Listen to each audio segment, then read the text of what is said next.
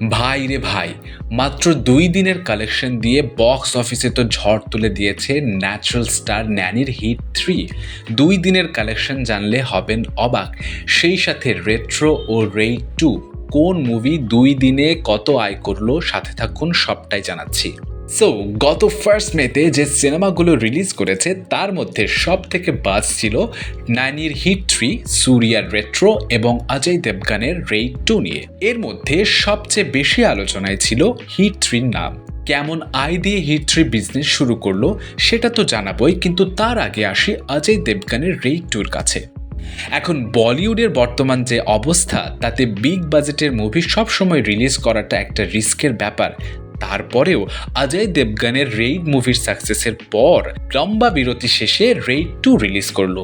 Media রিপোর্টসের মতে 120 কোটি রুপির বাজেটের এই মুভি নিয়ে তেমন প্রমোশন না থাকলেও শুরুটা কিন্তু খারাপ হয়নি। রিপোর্টস বলছে রেইড 2 শুরুর দিনে অল ওভার ইন্ডিয়াতে আয় করেছে 19 কোটি রুপি অ্যান্ড সেকেন্ড ডেতে আয় করে 12 কোটি রুপি, যা ফার্স্ট ডে থেকে 37% কম। অ্যান্ড থার্ড ডেতে এখন পর্যন্ত প্রায় 8 কোটি রুপি কালেকশন করেছে রেইড 2।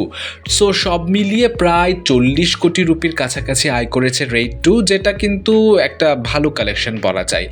অন্যদিকে সুরিয়ার রেট্রো নিয়ে তো অডিয়েন্স অ্যান্ড ক্রিটিক্সদের মধ্যে একটা মিক্সড রিয়াকশন দেখা যাচ্ছে।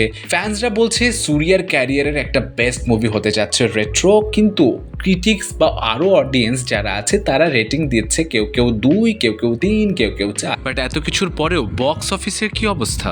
ওয়েল, মিডিয়া রিপোর্টসের মতে ওপেনিং ডেতে বেশ ভালোই রেসপন্স করেছে রেট্রো। প্রায় 20 কোটি রুপি আয় করেছে রেট্রো ওপেনিং ডেতে, বাট সেকেন্ড ডেতে এই আয় প্রায় 60% ড্রপ করে। Yes, you heard that right, মাত্র 7 কোটি রুপি আয় করে। অ্যান্ড আজকে থার্ড ডেতে এখনও পর্যন্ত প্রায় 5 কোটি রুপি আয় করেছে retro. So total all over India থেকে রেট্রো কালেকশন করেছে প্রায় 30 কোটি রুপির বেশি। অ্যান্ড 160 কোটি বাজেটের এই মুভির জন্য এই কালেকশনকে কিন্তু অ্যাভারেজ ধরা যায়। বাট বস, খেলা তো দেখিয়েছে সুপারস্টার ন্যানি, কারণ 100 কোটি রুপি বাজেটের হিট 3 এই আয়গুলো থেকে করেছে সবচেয়ে বেশি, যার মূল কারণ হচ্ছে ন্যাচারাল স্টার ন্যানির ভিন্নধর্মী পারফরম্যান্স। নর্মালি তাকে স্ক্রিনে জেন্টলম্যান হিসেবেই দেখে দর্শকরা, বাট এখানে তার যে ভায়োলেন্স রূপ দেখেছে অডিয়েন্স, তা দেখে সবাই মুগ্ধ, যার জন্য এই মুভির বাদ ছিল আরও অনেক বেশি। অ্যান্ড মিডিয়া রিপোর্টস বলছে ওপেনিং ডেতে হিট 3 ইন্ডিয়াতে আয় করেছে 21 কোটি রুপি।